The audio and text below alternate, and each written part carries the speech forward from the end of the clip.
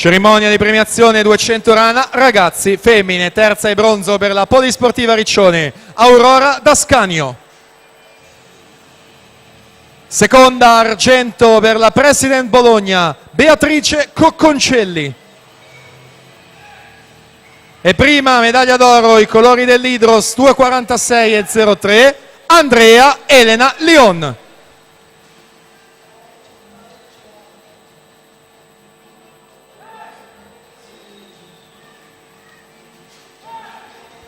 Intanto noi alla presentazione della serie numero 1, 200 farfalla assoluti. Lorenzo Menegaldo, Hydros alla 1, Giovanni Barison Mirano alla 2, Stefano Raimondi, De Hacker in 3, Matteo Bertoldi, De Hacker alla 4, in 5 Andrea Facciola, De Hacker, alla 6 Giacomo Fasce, Genova Nuoto, in 7 Marco Deano, Arcateam, alla 8 Achille Valerio, Sport Management.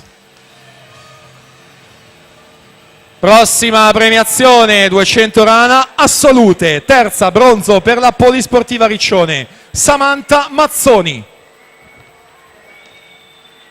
Secondo posto medaglia d'argento per l'Hydros, Laura Mazzotta. E prima vincitrice i colori del De Hacker Team in 2,31 e 29, Lisa Angiolini, primato del meeting.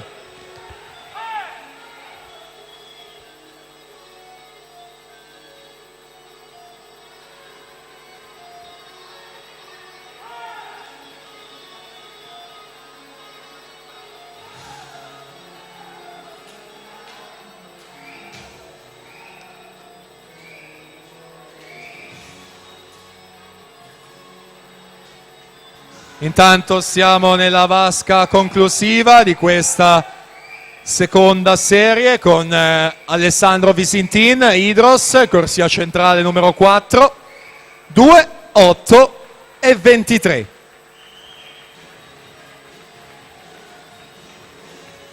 E dunque in archivio questa seconda serie, tutto pronto, ancora medaglie.